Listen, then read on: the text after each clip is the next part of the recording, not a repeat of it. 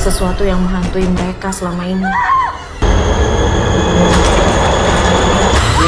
तो मूवी की शुरुआत होती है और हम नूरुल नाम की एक लड़की को देखते हैं। नूरुल यहाँ पर मिडनाइट प्रेयर के लिए उठती है और साथ ही वो अपनी दोस्त नीसा को भी जगाती है ताकि वो दोनों एक साथ नमाज पढ़ सके। नीसा यहाँ पर आलस में चूर रहती है और वो उठने से मना कर देती है। फिर नूरुल यहाँ पर अकेले ही मुंह धोकर आती है और नमाज अदा करने के लिए बैठ जाती है। फिर हम देखते हैं कि नूरुल जब नमाज अदा कर रही होती है तो उसके रूम का दरवाजा खुद पे खुद ही खुल जाता है और ये सीन नीसा भी देख रही होती है, मगर वो डर के मारे कुछ भी नहीं बोलती। तभी जब नमाज के आखिर में नूरुल अल्लाहु अकबर बोलती है तो नूरुल के पीछे से वो स्पिरिट इस लाइन को दोहराती है, जिसको सुनते ही नूरुल के पसीने छूट जाते हैं। मगर वो प्रेयर करना बंद नहीं करती और जैसे तैसे वो प्रेयर कंप्लीट करती है और पीछे से स्पिरिट भी उसको दोहराती रहती है। और प्रेयर खत्म होने के बाद जब नूरुल पीछे मुड़ती है तो वहाँ पर कोई भी नहीं था। नूरुल अब यहाँ पर खड़ी होती है और जब वो रूम का गेट खोलकर देखती है तो उसकी दोस्त पुत्री यहाँ पर पजेस कंडीशन में थी और वो वहाँ पर गलियारे में खड़ी होती है। नूरुल यहाँ पर पुत्री को आवाज लगाती है और अचानक से ही पुत्री बेहोश होकर गिर जाती है और वो उसको पकड़कर होश में लाने की कोशिश करने लगती है।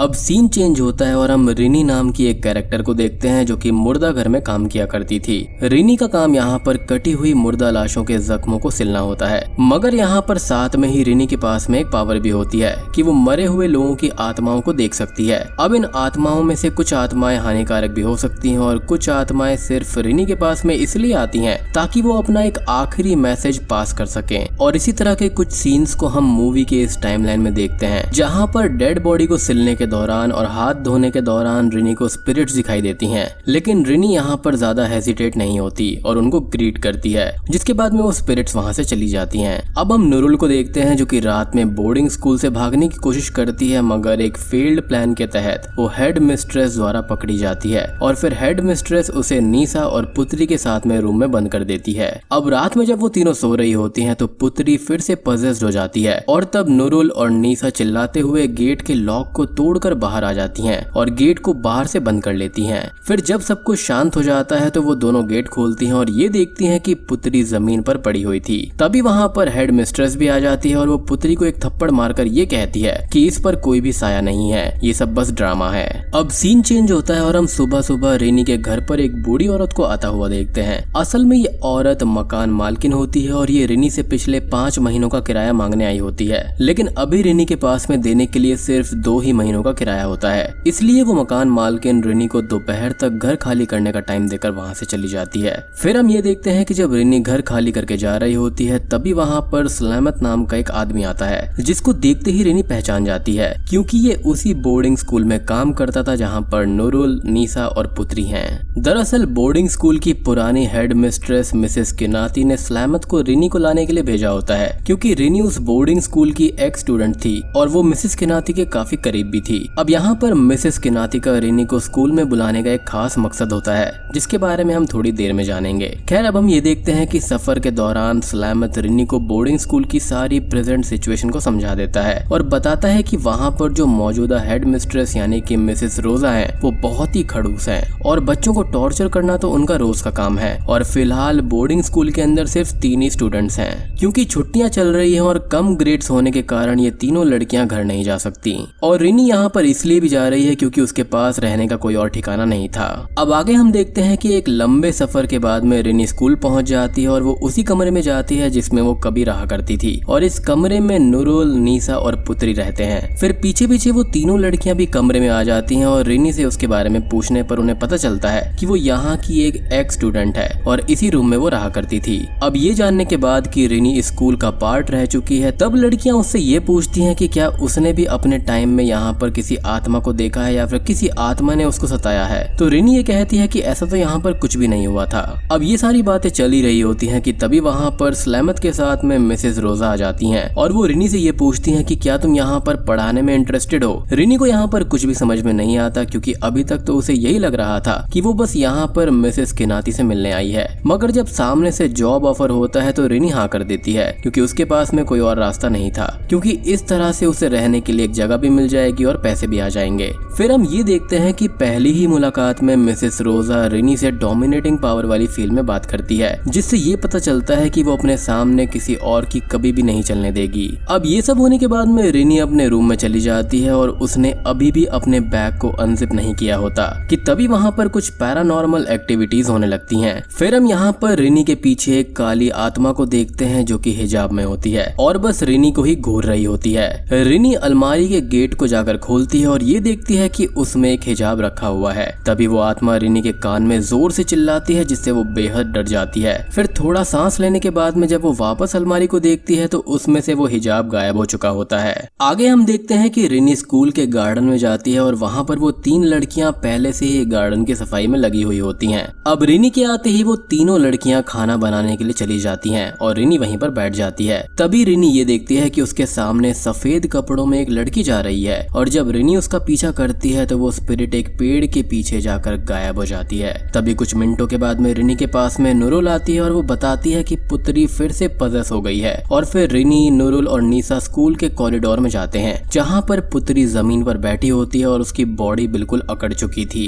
अब पुत्री के पास में जाते ही एक हल्की सी दूसरी आवाज आती है और वो ये कहती है कि मेरे से दूर रहो और भाग जाओ। मगर रिनी हिम्मत करके पुत्री के करीब जाती है और तभी पुत्री की बॉडी हवा में लेविटेट करने लगती है और हम इविल स्पिरिट को देखते हैं जो कि पुत्री को बहुत ही बुरी तरह से हॉन्ट करती है, जिसके बाद में पुत्री वहीं पर बेहोश हो जाती है। अब ये सब होने के बाद में पुत्री को कमरे में सुला दिया जाता है और नुरुल सलामत से ये कहती है कि आप मिस्टर गांधा को बुलाकर लाइए, अब वही कुछ कर सकते हैं। मिस्टर गांधा स्कूल के टीचर हैं जो कि धर्म और प्रेयर की शिक्षा देते हैं। फिर हम देखते हैं कि सलामत के बताए हुए एड्रेस पर रिनी जाती है और वहाँ पर उन्हें मिस्टर गांधा मिलते हैं। उनसे मिलने के बाद में रिनी उन्हें स्कूल में चल रही सारी समस्याओं के बारे में बताती है और ये कहती है कि ये सारी गतिविधियां हॉलीडेज में प्रेयर के टाइम में ज्यादा होती हैं, क्योंकि इस दौरान स्कूल खाली होता है और वो तीनों पीड़ित बच्चियां स्पिरिट को माकमुम बुलाती हैं। अब ये सब जानने के बाद मिस्टर गांधा रिनी को 3 तरह के शैतान के बारे में बताते हैं जो कि एक ही कैटेगरी में आते हैं और ये कैटेगरी कुछ और नहीं बल्कि कैंजम है। इन सब का काम है कि जब आप अल्लाह की इबादत कर रहे होते हैं तभी आपको हॉन्ट करके प्रेयर से भटकाने की कोशिश करती हैं और अगर आपने प्रेयर छोड़कर उनकी तरफ देख लिया तो उनको मौका मिल जाएगा आपको पकड़ने का और पजेस करने का। और इसलिए यहाँ पर मिस्टर गांधा ये कहते हैं कि चाहे कुछ भी हो जाए, इबादत के वक्त अपने ध्यान को कभी भी भटकने नहीं देना है और ये बातें बच्चों को भी आप बता दो और इसके बाद भी अगर ज्यादा कुछ बुरा होता है तो मुझे कॉल करके बुला लेना। फिर हम देखते हैं कि रिनी वापस स्कूल आ जाती है और मिसेस किनाती की देखभाल करने लगती है। अब यहाँ पर मिसेस किनाती बोल नहीं सकती थी, इसलिए वो लिखकर रिनी को ये कहती है कि तुम स्कूल की हेड मिस्ट्रेस बन जाओ। रिनी पूछती है कि आप ऐसा क्यों चाहती हैं और जब मिसेस किनाती रीजन लिखने वाली होती है तो एक स्पिरिट उनका हाथ पकड़ लेती है और उनको हॉन्ट करती है, जिससे कि वो बेहोश हो जाती हैं। रिनी अब जल्दी से सलामत को बुलाती हैं और मिसेस किनाती को रूम में शिफ्ट करवा देती है। दूसरी तरफ हम देखते हैं कि मिडनाइट प्रेयर के लिए नीसा वॉशरूम में फ्रेश होने जाती है और जब वो शार के पास में होती है तो वो ये देखती है कि उसमें से पानी की जगह खून आ रहा था और तब वो जल्दी से वहाँ से भागने की कोशिश करती है, गेट नहीं खुलता। अब नीसा अंदर से जोर जोर से चिल्लाने लगती है और फिर सभी लोग जल्दी से वहाँ आते हैं और गेट खोलकर नीसा को बाहर लाया जाता है। अब इस हादसे के बाद में रिनी मिस्टर गांधा को कॉल करके स्कूल में आने के लिए बोल देती है। अब ये सब होने के बाद में रिनी मिडनाइट प्रेयर करने के लिए चली जाती है और वो पहली बार उन सब चीजों को फेस करती है जो कि वो बच्चियां कई दिनों से फेस कर रही थी। प्रेयर करते टाइम रिनी को माकमूम स्पिरिट पीछे बैठकर डिस्ट्रैक्ट करने की कोशिश करती है, मगर यहाँ पर जैसा मिस्टर गांधा ने कहा होता है रिनी वैसा ही करती है और वो पीछे नहीं घूमती और वो डरते हुए पूरी प्रेयर्स को पढ़ देती है। अब प्रेयर पढ़ने के बाद में रिनी जब पीछे घूमती है तो वहाँ पर कोई भी नहीं होता, मगर जब वो आगे देखती है तो वो माकमूम स्पिरिट वहीं पर खड़ी होती है, जिसके काले जले हुए चेहरे को देखते ही रिनी बहुत ही ज्यादा डर जाती है और चिल्लाने लगती है। और इस जले हुए चेहरे के पीछे भी एक राज है जो कि थोड़ी देर में खुलेगा। खैर तभी वहाँ पर सलामत आ जाता है और वो बताता है कि मिसेस किनाती कमरे से गायब हो गई हैं। फिर वो दोनों स्कूल में मिसेस किनाती को ढूंढते हैं मगर वो कहीं पर भी नहीं मिलती। अब यहाँ पर बातों बातों में सलामत रिनी को एक राज की बात बताता है। वो कहता है कि आपको तो याद ही होगा कि जब स्कूल में एक बार आग लग गई थी जिसमें आपका एक हाथ जल गया था। रिनी कहती है कि हाँ मुझे याद है। तब सलामत ये कहता है कि सबने अखबार में ये पढ़ा होगा कि इस आग में किसी की भी जान नहीं गई थी, मगर ये बात बिल्कुल गलत है। असल में उस आग में रिनी की दोस्त निंगसी जलकर मर गई थी और मिसेस केनाथी और मैंने मिलकर निंगसी की बॉडी को स्कूल के गार्डन में ही दफना दिया था, क्योंकि अगर किसी को पता चल जाता कि ऐसा कुछ हादसा यहाँ पर हुआ है और एक बच्चे की मौत हो गई है तो स्कूल को ताला लग जाता। और तभी यहाँ पर सलामत ये कहता है कि हो ना हो, ये अब जो यहाँ पर हो रहा है वो सब कुछ निंगसी की आत्मा ही कर रही है और वो हमसे बदला ले रही है। अब ये सब बात चली रही होती है कि वो दोनों पुत्री को देखते हैं जो कि पजेस्ड कंडीशन में गार्डन की तरफ जा रही होती है। सलामत रिनी से ये कहता है कि मैं उसे लेने जाता हूँ और आप मिसेस केनाथी के रूम में जाओ, वहाँ पर बेड के नीचे एक बॉक्स रखा हुआ है जिसके अंदर उसको और ज्यादा जानकारी मिल जाएगी। फिर वो दोनों वहाँ से अलग अलग हो जाते हैं। अब सलामत यहाँ पर पुत्री को होश में लाने चला जाता है कि तभी दूसरी तरफ पजेस्ड कंडीशन में रोजा सलामत पर पीछे से हमला कर देती है और एक सीजर से सलामत को कई बार स्टैब करके वहाँ से चली जाती है। दूसरी तरफ हम देखते हैं कि रिनी केनाथी के कमरे में जाती है और बॉक्स खोलकर सारी जानकारी पढ़ने लगती है। तब रिनी को ये याद आता है कि आग लगने से पहले निंगसी ने आखिरी बार नमाज उसी के साथ में पढ़ी थी और आग लगने के बाद जब रिनी का हाथ जला तो वो बेहोश हो गई थी और उसकी आंख कई दिन बाद हॉस्पिटल में खुली, मगर तब तक वो बहुत कुछ भूल चुकी थी कि उस दौरान हुआ क्या था। और बाद में ये अफवाह फैलाई गई कि हॉलीडेज में निंगसी अपने घर चली गई और वहाँ से कहीं भाग गई। अब रिनी ये सब याद कर ही रही होती है कि तभी रूम की लाइट चली जाती है और रिनी को एक लैंप जलाना पड़ता है। लैंप जलाने के बाद में रिनी को रूम में कुछ विस्पर सुनाई देते हैं और अचानक से निंगसी की स्पिरिट रिनी के पैर खींच लेती है और गिरने के बाद में रिनी बेहोश हो जाती है। लैंप भी यहाँ पर जमीन पर गिरकर टूट जाता है और रूम के अंदर आग लग जाती है। अब तभी वहाँ पर मिस्टर गांधा पहुंच जाते हैं और वो रिनी को रेस्क्यू करते हैं। फिर बाहर आने के बाद में मिस्टर गांधा बच्चों को रेस्क्यू करने चले जाते हैं और वहाँ पर उसका सामना निंगसी की स्पिरिट से होता है और तब मिस्टर गांधा यहाँ पर एग्जॉर्सिज्म परफॉर्म करते हैं जिसको इस्लाम में रोकिया भी कहा जाता है।